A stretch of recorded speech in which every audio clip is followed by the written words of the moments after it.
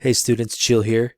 I want to tell you about Loom, this website that allows you to freely record videos for your future assignments. And you should have a school Gmail, which allows you to create one of these accounts. What Loom does, it records your screen as you work, so you could show me that you're doing the work. If you look at these are some of my examples. I have my screen here and I have me in the video. Extra points if you can put up a webcam and record a video with you in it. Using your Google account that the school's given you, I want you to go ahead and go to loom.com, sign up. I suggest you use Chrome.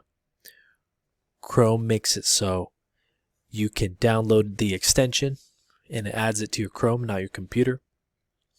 You can also do this on your phone for presentations, but most of you will be doing this on the computer. And when you get to this website and you sign up and you download the extension, you should be able to see this screen right here.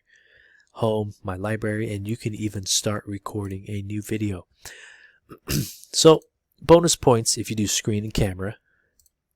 Alright, and when you start recording, you have a 5-minute limit, so I won't give you any assignment that takes more than 5 minutes. You have the option of doing the tab, you have the option of doing the window, or the entire screen. I would like you to record the entire screen.